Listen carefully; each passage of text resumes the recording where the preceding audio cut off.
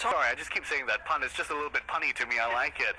My guest on the studio today is Ming L, who is a pole dancing instructor at Pure Fitness Singapore. Yep, we're talking about pole dancing fitness, which for the first time is being offered as a group class at Pure Fitness, the first time in a gym in Singapore.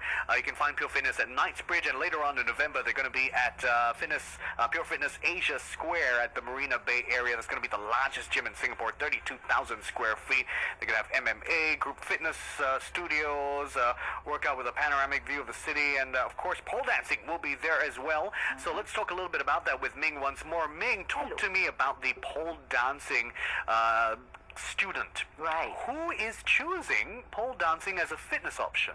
Well, actually in the gym we have a lot of housewives and a lot of corporate gainfully employed women. We're talking about lawyers and doctors who are coming for classes.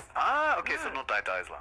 Yes, that too. Okay. People just assume that, if you're coming, they have a lot of free time to come for these classes. But you're saying that really people are working it into their busy schedules quite easily.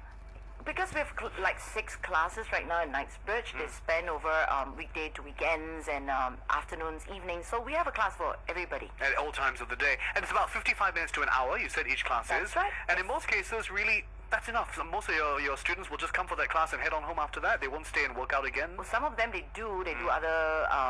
They go to other machines or they have a private trainer. But I think that's just additional. Yeah. But yes, a lot of them will just come in like this express 1 hour and they feel very good. Yes, about it. Actually, sometimes you want more, so not already lah. What about tiring fitness levels though? I mean, do you have to be a very fit person before you even start considering pole dancing fitness? Because when you describe some of these inverted flips and what was the other one? Banana something? What was it? What do you boomerang? Sorry. Excuse me, how the fruit? Sorry, I was thinking of something curved. It was curved. Yeah. Okay, very, very, very appropriate. Maybe we'll invent a new move called banana. Thank you very much. But I mean, it sounds very taxing. It sounds very acrobatic. Do you have to be very physically fit? Well, I'm sorry if I've painted a picture that you have to, but no, absolutely, it's for, anybody who wants an exercise. Well, of course, Daniel, if you have never done exercises for like the last 5 years, anything will be difficult, right? Of course. Yes. So what is great about pole dancing is it has a dance element. Yeah. So, you try to look at it as, I want to pick up a dance. Okay? And the best part about it, you don't have a partner, you cannot go for your ballroom, you cannot go for tango, you come for the pole because that's your partner. Yes, you treat it as your partner. So the dance element will diffuse like that acrobatic elements, and that's why in the gym we introduce 3 levels. Beginners, right? Beginners always easy. Yes, please. Yeah, so we just teach you the poses, the moves, the pole handling, the spins, and the best part of it, we give you a little routine at the end, so how to incorporate that spin into a dance. Okay, so just one spin. That's all you have to do, just one spin. Well, it depends because we conduct it in an open class manner, so some of them have been coming. So for those slightly more advanced students, so you introduce more than one spin. Okay. So they want to learn 2 or 3. Because some of them are very similar, but you just use different legs to hook, the right side or the left side, and it looks different. Voila. So yeah, the routine incorporates a few spins, and of course for beginners, yes, just a fireman spin. Can you imagine how a fireman spins? Vaguely. I mean, I've seen TV shows and they come down the pole. That's all I remember. Right. That's exactly what a fireman spin looks like. Just that you don't come down from the second level. Yes, please.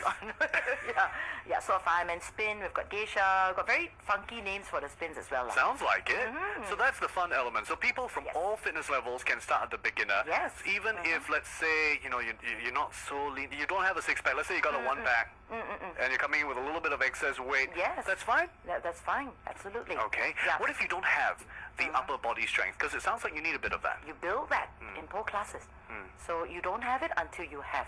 So of course, anything will be a little bit more difficult when you have excess weight. Yeah. You just have to work it out. And I can guarantee you so far, honestly, in my entire teaching career, there's no failure.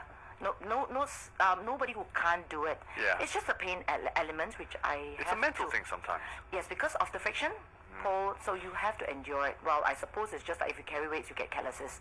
So this is slightly similar, no different from it. Are you going to get bruises and burns, let's say? Bruises if you have insufficient strength. Okay.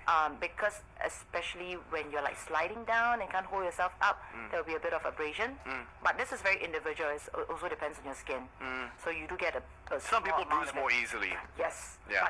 But I love it when students take it as better scars and like medals. They're like, ooh, so proud. I've got a bruise. That means I did this. I've done this move and that move. Okay, but you don't want to hurt yourself too much. No, definitely. That's what I want to stress to my listeners. We are very cautious about safety. We've got crash mats, thick and thin. So, well, of course, if you're just trying out for the first time, we laid a super thick one. And we make sure you don't go up too high. And the teachers are really very well trained in spotting the students to make sure there's no crashes. And yeah. How big can this class be? Because some people might think if it's a class session with 30 people, it's hard for the instructor to watch everyone. Okay, right now in Knightsbridge there's 8 poles, 7 for the students, so we have 7 students. But the classes have gotten really quite popular, so we are experimenting with pole sharing, so 2 to a pole, which I think works very well for intermediate and advanced level, because you get to pair up to help each other, spot them. Motivate each other as well, maybe? Yes. So I think it's very effective. Oh, fantastic. So anybody can do it. You're going to get a great workout and maybe a few battle scars here and there, but that's part of the process. But you mentioned that there's a little bit of a dance element to it. What if you just don't have the moves? What if you don't have a dance background? Well, pole fitness can be as sexy as you want to be, and it can be as sporty as you want it to be. So if you have, then it makes it so much better. You really enjoy the process. If you don't, like me, then I'll just do it like, the fit way and like the gymnastic way. So yeah, I try to cut the touchy-feely kind of stuff. So you can actually add all kinds of dance genre into it. Contemporary. We try to be very experimental. So hip hop pole. Exotic pole will probably be the most generic. Yeah. But you're just trying to keep the fun element there. Yes. So even you don't have the moves, you just so enjoy that finally, you feel the feminine touch of his, the side of yourself. So, well, like I said, so far the girls have been really, really enjoying themselves. And it's a lot of satisfaction. I want to talk about how the guys are enjoying it as well. Yes. A lot of male students of this. We'll talk about that in just a bit. Stay with us on Body and Soul on 938 Live.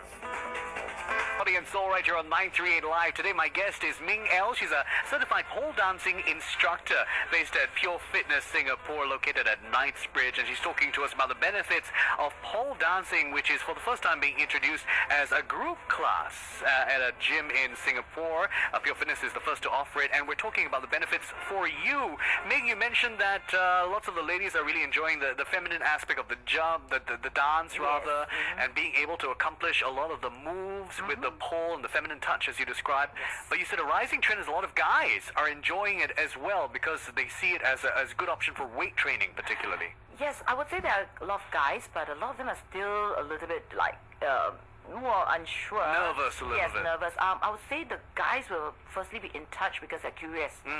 Okay, and it's a very man thing. It's like, you girls can do it like that. I also, want to. Yeah. So they will touch the pole because of that. I want to prove myself that I also can do. But, well, again, there are some guys who, after experiencing it, they feel that it's such an intriguing, sport. And, it's almost equivalent to doing weights. And it's actually harder sometimes because you're using your own body weight against gravity. And similarly, because there's this friction and this pole contact that makes it harder than just a normal weight training. And some of them have really, really been bought over, and they sell it to their friends. There's a combination of you really have to have some skill about it at the advanced levels. Yeah. So not just like all about weights, but there must be techniques and skills. I've seen or I've heard about that there are even pole dancing fitness competitions internationally. So this is, it's a whole different level, of course. Yeah, like I said, it's almost recognized as, a sport. A sport, yes. Yeah. I want to, obviously, we're not going to go there yet because we're nowhere near that level just yet. Have you participated in any international competition? No, but I've organized. Yeah? Yeah. Okay. Organized probably second year in the running. Okay. And the winners that come from this competition are have granted entry to international pole competitions already. Fantastic. Yes, so that's how connected we are and how the industry is helping each other. Let's talk about that very first class. Yes, that somebody walks in for, you're nervous, you don't know what's going on, you haven't been in the gym in a long time. How does it look? First of all, these poles are not permanent fixtures. They're brought in for the classes. Yeah, they're more portable. You don't have to bring your own pole out. No, of course not, yes. Yeah, they're very well designed, so you just fit them in in less than 5 minutes. the 8 poles. And they're sturdy and stable, okay? Yeah, so far so good. Okay. And how does it look? When you walk in, there's about 7 or 8 people, maybe, and what happens first off? Well, first and foremost, we introduce what they're in for, and we do a little bit of demonstration, and the spins look like, they're really fun, so we keep the student in. Then we start doing our warm-up and our stretches. No different from a yoga or Pilates class. Exactly. Or a body pump. And then slowly we will talk about pole handling, okay? Like how your palm should be gripping, okay? Why? When you're doing this move, just by holding the pole, you're already doing the first part of fitness. You're stretching your shoulder and your arms, and you walk, and that's part of the warm-up as well. Then you use your weaker side of the body, so you do your left and right side, and well, just by walking, you're already gearing yourself up, and then by just one fling of the left leg, we are up on the pole spinning, and the student will be like, oh, I would like to do that, and then we impart the technique to them, and I would say in less than half an hour they're doing just exactly what we're doing. And that is the first love. Oh, fantastic. Yeah, then you want to explore more. And how does it get progressively more advanced? Okay, so there's a lot of contact in the beginning, like 2 palms and 2 legs, and then slowly we detach one leg, so you'll be spinning by just 2 hands and 1 leg, and then after another hand goes. And in the intermediate spins, you're actually just using your arms. So the legs are like kind of pointed behind you. When the boomerang is just by the side of the pole. And so it's all upper body? That's upper body and arm strength. Wow. And then when the teachers suspect or realize that you're strong enough, then the climbing starts. And then it's something that you never imagine yourself doing. So you go to the park and then you try it. Oh yes, now I have this kind of climbing. As in you would climb the pole. Up the pole. Yes, that's how we do our mid-pole inverts. How high does it get? Are we talking about? Okay, like the half a poles in the meter? studio is about 2 over meters. Yes, so that's how high you go above your own height. So some people will go as high as above 2 meters, or as high as 1.5 meters. Yes, maybe? yes. Fantastic. And doing spins and doing inversions at that height. Inversions, yeah. Inversions. Right. Fabulous. Let's talk a little bit about any need for special equipment. Let's say, do you need gloves or, special outfits? Outfits, as a beginner level, just t-shirts and shorts. Like I said, you need to have a certain amount of skin. So when we're using the knee to grip, then if you're wearing long tights, that's not really going to be very helpful. Okay. Yeah. So as you get more advanced, then crop tops will do because you actually not just use your arms and legs, you use your torso, you use your side obliques. Yeah. Yeah. So any exposure will again make it easier. Now the biggest obstacle would be ladies with sweaty palms. Yeah. Actually. I was just going to say. Yeah. So we have, or rather, the industry has developed all kinds of gripping aid to assist these ladies.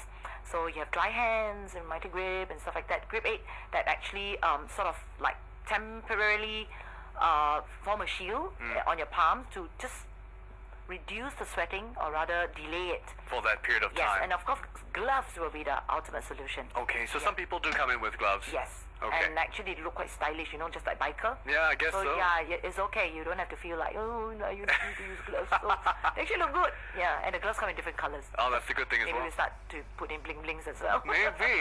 That's fantastic. So, you don't really need a lot of investment. It's not that heavy in terms of equipment. Just go in and give it your best go, really. Yeah, unless you buy a pole. Unless you buy I'm sure some people might. You never yes, know. a lot of us have poles at home. Oh, wow. What's your final word? If somebody's a little bit listening now, a little bit uncertain, a bit shaky, on the edge of thinking whether he or she should consider pole dancing, how would you convince them? Well, come down to the gym because we offer a bit of a free trials for you. If you're a member, you just register for the classes and just try it for yourself. I always have this to say: if you don't intend to get addicted, don't even touch it.